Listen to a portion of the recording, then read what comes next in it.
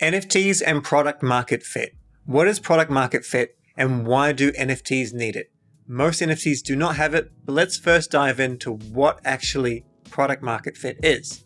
So we'll come to trusty old Google here, and this is good enough for what we need. If you want more in depth, maybe watch some videos on it or use ChatGPT to give you a good kind of general idea. So product market fit is the degree to which a product satisfies a strong market demand. Product market fit has been defined by its inventor as a unique product offering that people desperately want. We can change that definition or add to it with this one. Means being in a good market with a product that can satisfy that market. When an entrepreneur identifies a need in the market and builds a solution that customers want to buy, that's product market fit.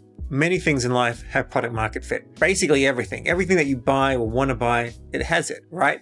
So laptops, phones, there are different levels of phones for different prices. There are good cars, expensive cars, really, really expensive luxury cars. They still have product market fit. Then in newer markets, you've got AI tools to try and make things more efficient. A lot of those need a lot more work, but they do have a degree of product market fit. When it comes to crypto though, it's mostly about these wild, cool ideas. And these cool ideas can be straight down into a narrative. This is the narrative, we don't want to sway out of that, and that's fine, that's a narrative. But narratives do not last forever. So whatever you're building or NFT that you want to buy, I think it should have some degree of product market fit. It needs to have basically something that they are giving to you to keep you satisfied and for you to tell your friends about it. That's essentially what it is. The vast majority of things probably in the greater world do not have product market fit when it comes to startups. However, especially with crypto, because anyone can create an NFT collection. Anyone can hire an artist, and there are a lot of artists that would want to get in Web3 and have their own brand. And these artists can be very, very talented artists, but it doesn't necessarily mean that they know how to build a brand successfully, how to build a company successfully. I'm still learning that myself. And these things have to be factored in. So we're going to have a look at the example of the Lotus NFT collections from the founder. Now, the founder has recently said that he is pausing development on the Lotus NFT collectibles, Lily and Lotus Gang. There are so many reasons why no income is coming in. One of the major things that happened on Solana over a year ago was basically this war between marketplaces where they stopped paying royalties to the creators. And this was tragic. Completely tragic to so many collections. But of course, everything that comes, someone builds a solution to. So these things have been fixed, but it's basically pointing to the fact that product market fit needs to come early. So if you're building something now, or if you're buying something now, make sure you've got it. So we'll just kind of run through this very, very quickly. Basically, he would wake up every day, draw, ran thousands of generations, found errors in the generation code. FTX happened on the eve of the launch. FTX rugging was insane. Very proud of the art, and I think it was really cool art. And all of my productive time these years have been spent creating interesting experiences, which ultimately have disappointed people because they have not caused an appreciation in price. And this is something very important to understand. The thing that's king in basically anything in crypto or investing, even though this is not officially investing, you're buying collectibles, is people want to see floor price go up. That's like the first thing.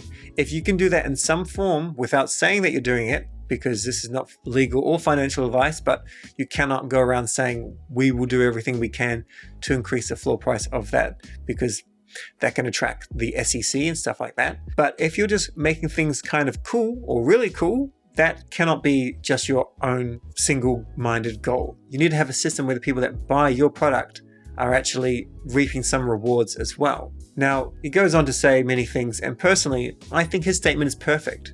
I have no issue with him pausing development. This is just the nature of it. There are many people that will just simply close up shop, and there's many more before him that have done it, and there'll be many more to come. But this just highlights how important it is. So he talks about the collectibles that are on chain, and in another post that I can't see here, he talks about the fact that he was pulling $100,000 as a salary for the last 2 years, and that all up they raised about $700,000 or something like that, and it just wasn't enough to keep the team going, to keep on shipping things. So they've set royalties to 0%, and from there, basically this collection is just only it'll exist on chain, and that's all there is to it, which is, just to reiterate, expected and completely fine. If we have a look at the floor price, it has not been nice to the floor price, but because, in my opinion, there was never product market fit, It was never nice at the floor price. Initially, we had this hype cycle where they were trading, quite well. I bought one right at the top, like for 13.8 Sol, and came down considerably hard actually in February before pumping back up again. I'm not sure what happened there, something that I don't really follow. And then it kind of came down quite low, 3.5, and then the bottom fell out to where it is today, 0.4, 0.5 Sol. That's with Lily. These are the Lotus Gang NFTs. So with the Lotus Gang, they minted for basically peanuts, really, really reasonable. They shot up in price as well. Then they came up in price again in January, really, really high. And right now they're selling for like 0.5 Sol or less. But as we can see, if we kind of zoom out here, they weren't selling for very much for a few weeks. Now, Kemosabe has this great post here. At one stage, I believe a few years ago, they were basically working to derug projects. Kemosabe and his friends spent so many hours and quite a bit of money trying to derug communities, and the amount of rugs out there, tens of thousands of communities have rugged. Some just bad actors, some didn't know what they're doing. The reality is they didn't have product market fit. Now, what a rug is basically like, if you can imagine a rug just on the floor and someone pulls it out underneath you, you go flying backwards, you hurt yourself.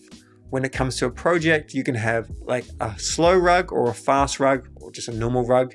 A normal rug would be where they would do a mint, they would take some of the funds and they would basically steal them all or something like that, and then off they would go with the funds.